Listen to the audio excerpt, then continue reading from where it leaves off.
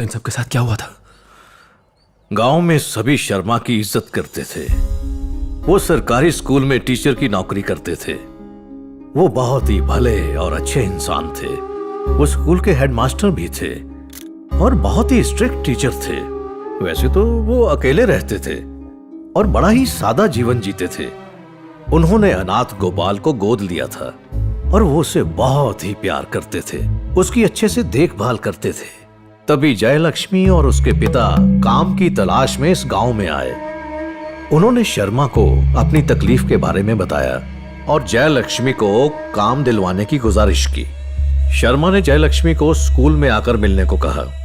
बेचारा शर्मा, अगर उसे पता होता कि जयलक्ष्मी को मिलने के बाद वो मरने वाला है तो वो उस पर इतना रहम ना दिखाता। बीएड करने के बाद तुमने कोई नौकरी क्यों नहीं ढूंढी? पिताजी को इस गांव के बारे में पता था, इसीलिए हम दोनों यहाँ चले आए। तुम्हें कोई तजुर्बा नहीं है और तुम मुझसे नौकरी की इच्छा रखती हो? शर्मा ने जयलक्ष्मी को नौकरी दे दी।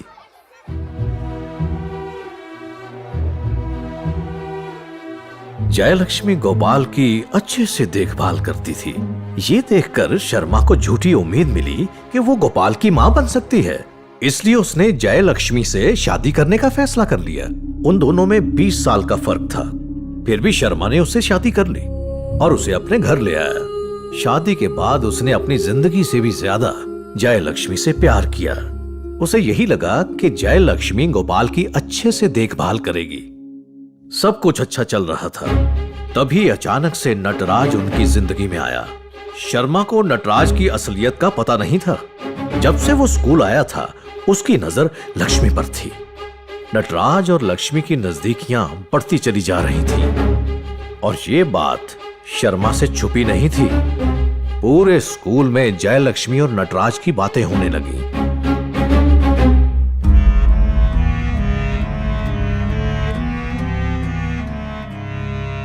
धीरे धीरे स्कूल से निकलकर लक्ष्मी और नटराज के किस्से जंगल की आग की तरह पूरे गांव में फैल गए। सब शर्मा से सवाल करने लगे कि क्या उसका इस उम्र में इतनी छोटी लड़की से शादी करना क्या सही था। शर्मा को अपने फैसले पर अफसोस होने लगा। जब एक पति अपनी पत्नी पर शक करने लगे तो उनकी जिंदगी में सिर्फ दुख और आंसू ही मिलते हैं। ये एक ऐसा दुख है जो एक मर्द ही समझ सकता है।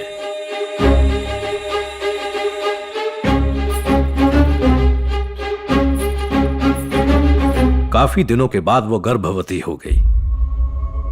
शर्मा को लगा कि ये उसका बच्चा है। जयलक्ष्मी ने एक बहुत ही प्यारे बच्चे को जन्म दिया। जैसे जैसे बच्चा बड़ा होता गया तो पूरे गांव में ये बात फैलने लगी कि ये बच्चा शर्मा का नहीं, नटराज का है। लोगों ने कहा कि बच्चे के हाथ पे जो तिल है वो बिल्कुल नटराज के तिल जैसा ही है और वो ठीक उसी जगह पर है जहां नटराज को है।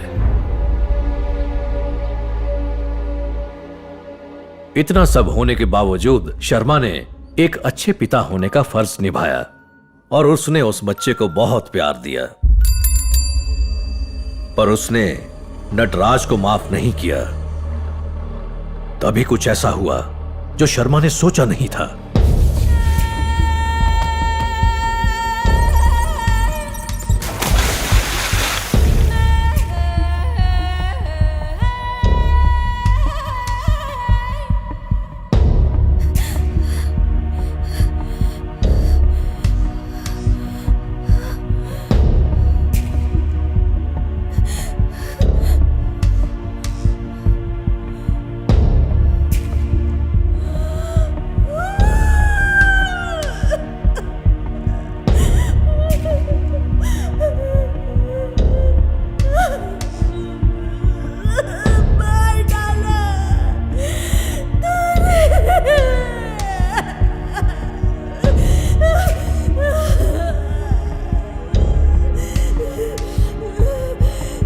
बच्चे को मार डाला, ऐसा क्यों किया? उन्होंने कावेरी के किनारे उस नन्हे बच्चे को दफना दिया।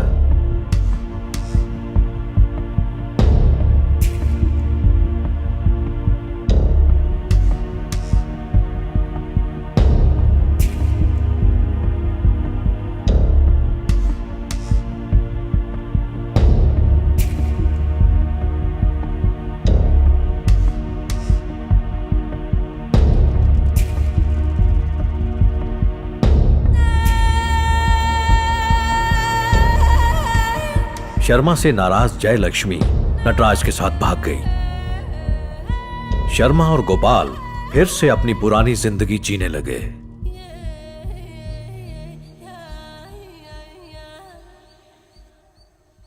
बस 2 ही हफ्ते बाद पूर्णिमा वाली रात को शर्मा और गोपाल की बड़ी बेरहमी से हत्या कर दी गई। उनकी लाशें कावेरी के किनारे पर मिली। गांव के लोगों का कहना है कि शर्मा की आत्मा अभी भी उस घर में भटकती है। उसका घर कहाँ है? यहां से सीधे जाकर मुड़ जाना। पूर्व की ओर दूसरा घर उसका है। साहब, आप वहां जाके क्या करोगे? मुझे वहां जाना है। नहीं, आपको वहां नहीं जाना चाहिए। दिन में जाने में कोई हर्ज नहीं है। इन्हें ले जाओ। Thank you sir. नमस्ते सर। सर देखिए, वहां नहीं जाना चाहिए।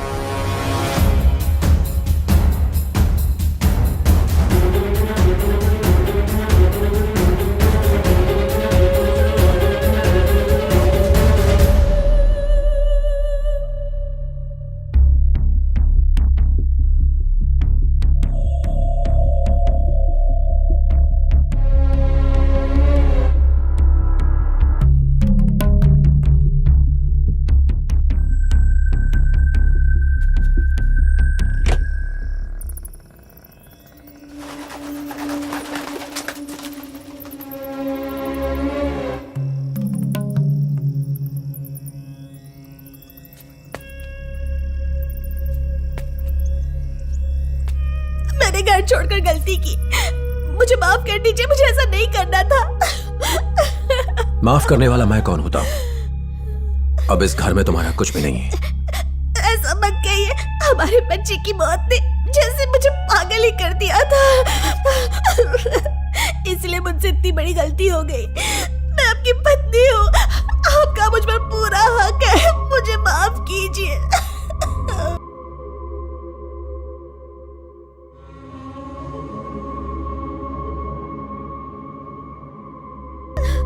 रोना बंद करो। मैं तुम्हारे साथ हूं। रोना बंद करो जयलक्ष्मी। इस पर यकीन मत करो। इसके आंसुओं पर मत जाओ। ये सब झूठ है। ये बहुत ही चालाक है। ये धोखेबाज है। जयलक्ष्मी को मार दे, जल्दी कर। नहीं, नहीं, कभी नहीं। मैं नहीं मारूंगा। नहीं मारूंगा उसे। उसने तेरे खाने में जहर मिलाया था। क्या उस दिन जो कुछ हुआ भूल गया तू? बेटा गोपाल, आजा बेटा, कुछ खा ले। आता हूँ पिताजी।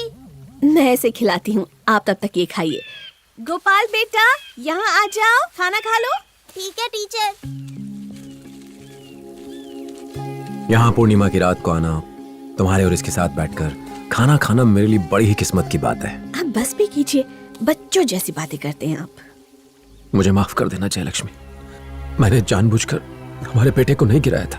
सब भूल जाइए। जो हो गया उसके बारे में बात क्यों करनी। मुझे खुशी है कि आप मुझे फिर से मिल गए। खाना खाइए ना। इतना खुश हो कि खुशी के मारे खाना नहीं खाया जा रहा है। मैंने आपको इतना खुश पहले कभी नहीं देखा।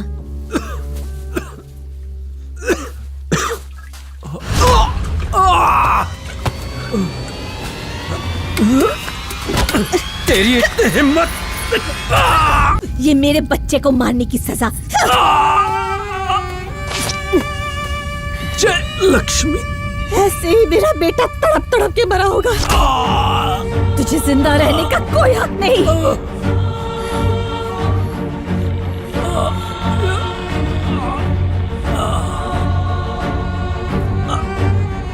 गोपाल बेटा भाग जा। बेटा भाग जा। बेटा भाग जा ऐसे। गोपाल भाग जा बेटा। भाग बेटा। बेटा भाग जा। भाग जा ऐसे।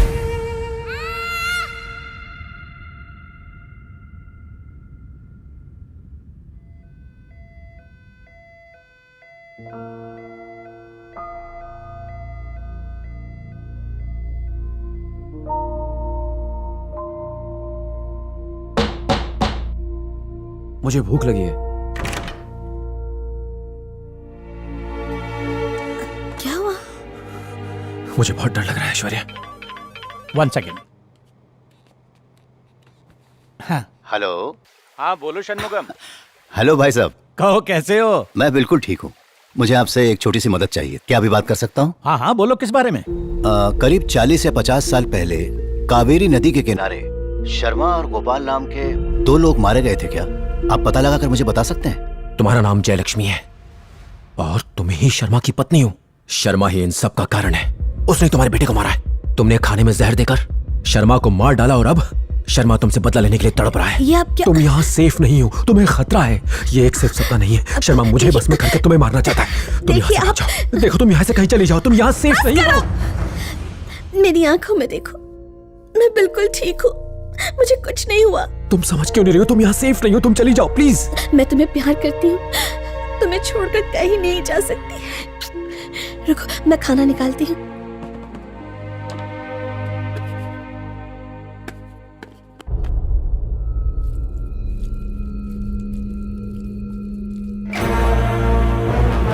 मैंने आपको इतना खुश पहले कभी नहीं देखा। नहीं। ये लो, खाओ खाओ नहीं ना। चाहिए, नहीं। खाओ ना, थोड़ा सा खा लो। थोड़ा नहीं सा चाहिए, खा लो। नहीं चाहिए, नहीं चाहिए।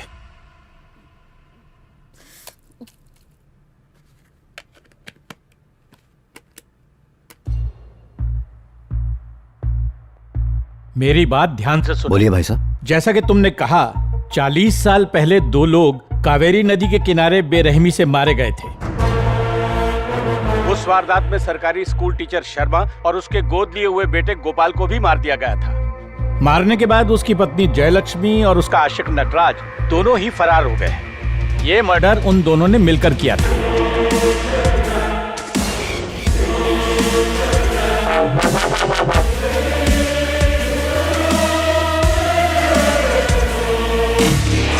सोच मत, इसे इसी वक्त खत्म कर दे।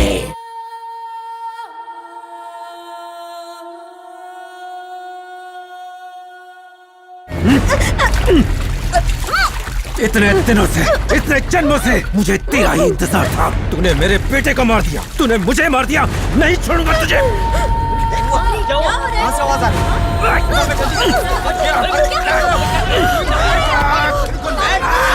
क्या कर रहे हो?